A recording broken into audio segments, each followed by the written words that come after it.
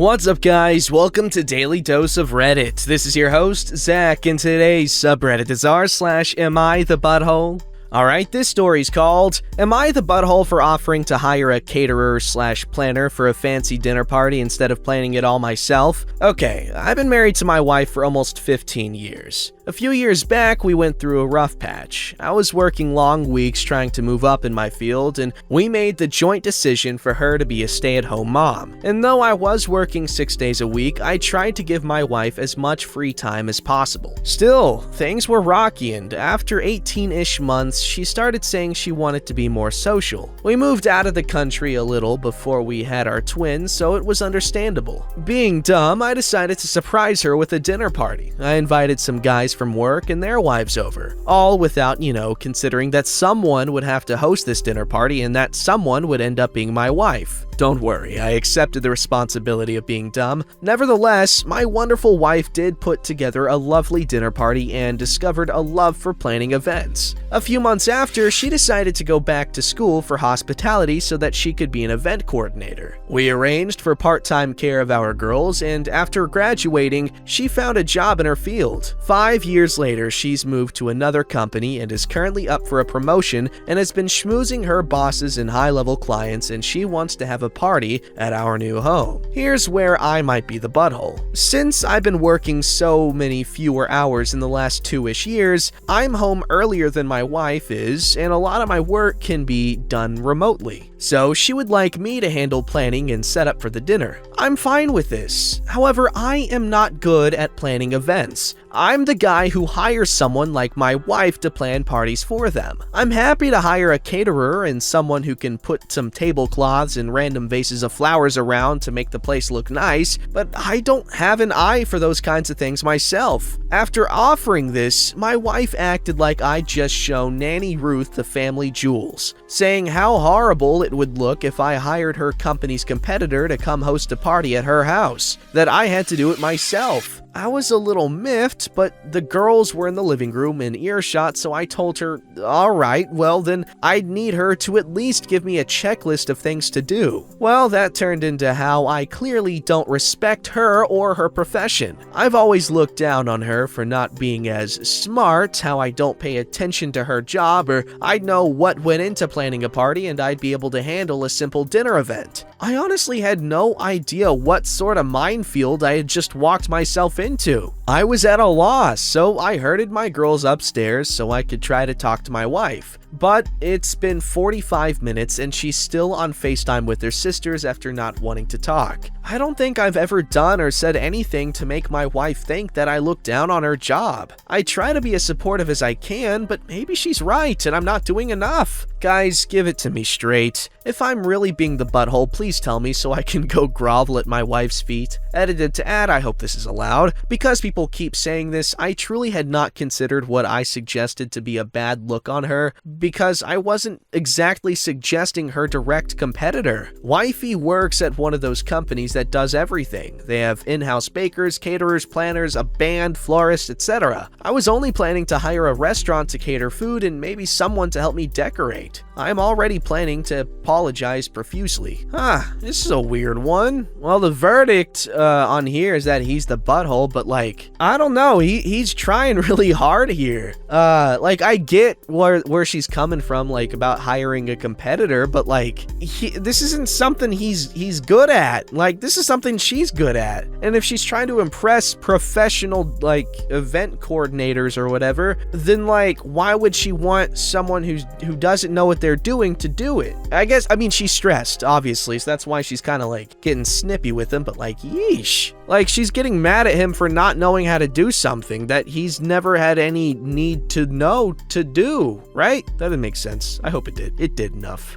Alright, this story's called Update to Am I the Butthole for Offering to Hire a Caterer Planner to Host a Fancy Dinner Party instead of doing it myself? So, since I last posted, I've had a chance to talk to my wife, and I have a game plan in place. I followed your advice, and the first morning after our argument and after our girls went to school, I did sit down and apologize to my wife. I told her I was so sorry to have made her feel like I wasn't being supporting enough. I cleared up the suggestion of hiring the competition and explained what I meant more clearly. I also gave her the floor and asked if she could tell me why she'd been so upset. If it was just because of the suggesting a competitor thing, or if there was something else going on that she could talk to me about anything. She has another coworker, whom I will nickname Kayla, who is also up for the same promotion and only one of them will get it. The day of our argument, Kayla had snuck in her fiancé to set up a big brunch lunch thing for the office. Of course, my wife is stressed and she's been working very hard for this promotion, so her thought process was that I needed to step up and do the same as Kayla's fiancé did. However, I pointed out that we knew Kayla and knew her fiancé, and he is the main manager in charge of running a large-ish hotel in our city. Part of his job is also managing events that they have at the hotel, which happen often because the hotel is gorgeous and the perfect backdrop for weddings, conferences, fundraising dinners, etc. It clicked in her mind that my skill levels were not on par with Kayla's fiancé. We talked and I made us something to eat and then drove her to the office, even walked her inside and carried her coffee for her. I got to meet a few new faces and my wife also introduced me to the newest member of her team who is still learning the ropes. With my wife's prior approval, I asked the new team member if he'd be willing to let me hire him just as a consultant on a dinner party. I need a little help with the color schemes and flowers as I'm red-green colorblind. You all were right about the communication being lacking and how I was being insensitive about suggesting a competitor, even if it wasn't exactly my intention, circling back to communication. I also severely underestimated myself and my abilities and was writing it off as something I just couldn't do rather than a puzzle to work out with some effort. So yeah, it ended up just being my stupidity and lack of clear communication with my wife, and partially a little over expectations for my wife, but with me as much as she's been working and as stressed as she's been, it's completely forgivable. I just wanted to update you all and thank you for helping me see that I was way underestimating myself. I thought I was supporting my wife in every way I could, but I was failing in the way she needed me and the way it counted. We've rectified the situation and I'm now confident that I can pull this dinner party off, with a little help here or there from my consultants and Pinterest. Thank you so much. Hey, there we go. You just had to talk to each other and it's all worked out. Good stuff.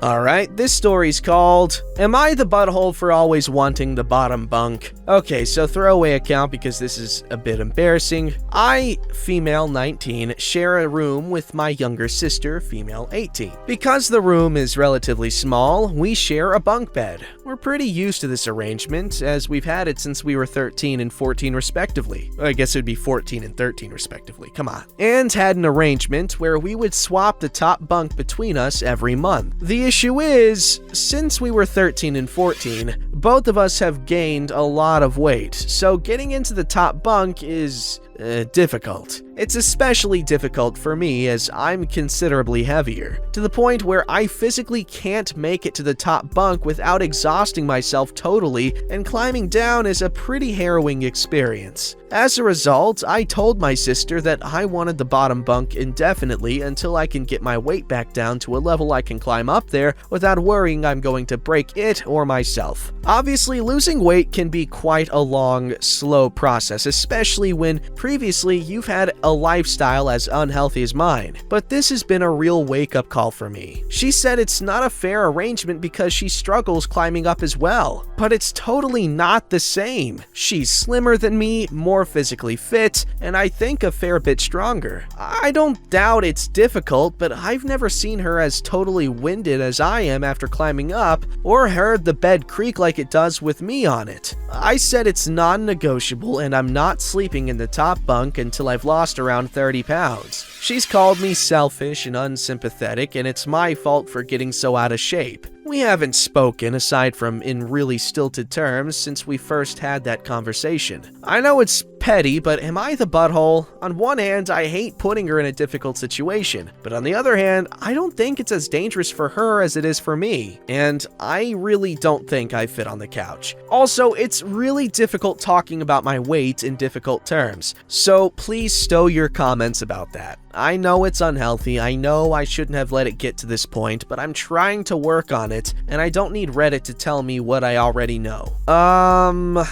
This is a weird one. Honestly, like, I would say you're the butthole, but like, if this is like a safety thing, then I really think your sister should be a little nicer about this. But you do need to, like, you know, you actually got to work on your weight and not just be like, oh, I'm working on it, but not be, you know what I'm saying? I don't know. Alright, this story's called Update! Am I the butthole for always wanting the bottom bunk? Okay, so a while ago I posted this. I got told pretty decisively that I was the butthole, which was hard to take, but looking back on it was right. Posting was one of the most humiliating things I've ever done, and I was just super depressed at the time due to various things, so maybe my judgment was off. Anyway, after beefing with my sister for a couple of days, I apologized to her and agreed to sleep on the floor. Genuinely a low point in my life, being too fat to climb into bed. But luckily, that was as low as things got. After a few nights on the floor, I started trying to eat right and take some gentle exercise, then moved on to more regular intense exercise. And I'm happy to say that in the 3 months since I posted, I've lost almost 50 pounds. I'm still overweight, but I'm no longer obese and can now climb into the bunk bed without getting winded or worrying I'm going to crush someone. My sister has also started losing weight, so who has the top bunk is getting less of an issue. But damn, it feels good. I'm moving out in a few months, and I promise I'm going to do it as a woman who can sleep in any top bunk she has to. Yo, it's badass. Well, I'm glad OP took responsibility and, you know, did what needed to be done. Alright, this story's called, Would I Be the Butthole for Not Telling My Mom That My Stepmom Is Adopting Me? Sorry, I'm on mobile. So I, 24 female, do not have a good relationship with my biological mom. Our relationship is tolerable due to her living a couple of states away and us only talking once or twice a month. I have a very good relationship with my dad, and we are extremely close as a result. My dad will be officially marrying my stepmom before this year ends, but she's been in my life since I was 13, 14. She's always been like a mother to me, even when she and my dad weren't together anymore. They were broken up for a few years and got back together almost 3 years ago. And I view her as my mom, her daughters as my sisters, etc. I want to honor her as my mom, and she's more than happy to adopt me, so we'll be moving forward with the process soon. I don't plan to tell my bio mom beforehand because I kinda don't want to deal with it. I would, however, make the announcement via social media once everything is official, and my biological mom would be finding out that way. Where I live, the bio parents don't have anything to do with the process once it's an adult adoption, so would I be the butthole if I say nothing to my mom, or bio mom beforehand, and just let her find out about my adoption via social media? Edit. Thank you for all the comments and judgments. I read and took into consideration each and every one of them. While the general consensus seems to be that I wouldn't be in the wrong to not say anything, I've decided to give my bio mom a heads up prior to posting the news on social media. I'm gonna wait till everything is official to tell her, and I will post an update at that time. Update 1. So we finally started moving forward with the adoption process. We filed the petition for an adult adoption and paid the filing fee. I got my consent letter notarized today. There's just a few more papers to do later. Stepmom and dad are super happy and excited about it, especially since they're going to be officially married in a few months. My dad had a stroke due to that which shall not be named, so the wedding got pushed back. The average turnaround time to be completely finalized is supposed to be 60 to 90 days. I'm hoping that is still the case despite the current circumstances of the world. I still haven't said anything to my bio mom yet. I'm waiting till everything is official. It's not much of an update, but it's something for everyone that cared enough to comment last time. That is so sweet, and I don't think you're the butthole here, and you're being nice by letting her know it all, I guess, given that she's not in your life kind of at all, but you know, yeah. Alright, this story is Update. Would I be the butthole for not telling my mom that my stepmom is adopting me? Background summary. My stepmom and I, 25 female, decided to go through with an adult adoption. I was torn about it if I should tell my bio mom about the adoption or not. Bio parents aren't required to be notified for adult adoptions in my state. So the adoption hearing was this past Thursday. It was meant to be last month, but got pushed back due to the freak snowstorm we had. It was online through Zoom, and it only took 10 to 15 minutes minutes speaking to the judge and getting the paper signed. After that was done, I called my bio mom and spoke with her about our relationship before finally telling her about the adoption. I told her that my decision wasn't meant to be malicious or hurt her in any way, that it was something that would make me happy and that it didn't mean we couldn't still have a relationship. She took the news pretty well and said that she'd always love me and be my mom regardless of what a piece of paper says. The call ended on a good note, and I'm hoping that things will stay that way. My parents and I, along with my significant other and son, then had a yummy celebratory breakfast and an overall great day. We didn't post about the adoption on social media until a few hours after my bio mom and I had our conversation, but we did get an outpouring of love from friends and family once we shared the news. I know I originally anticipated this update being filled with lots of drama, but I'm happy to have been wrong, it seems. Edited to add, since some users thought this should be included, before telling her about the adoption, I did discuss with her my hesitation at letting her have a relationship with my son during our conversation regarding our relationship. I did also make it clear that if my rules and boundaries regarding me and my child weren't followed, she wouldn't be in his life. Edit 2. Thank you to everyone for the kind words, support, and awards. It truly means a lot. This is a sweet story. Pretty good ending. I dig it. Don't forget to like, subscribe, and hit that bell to never miss an episode.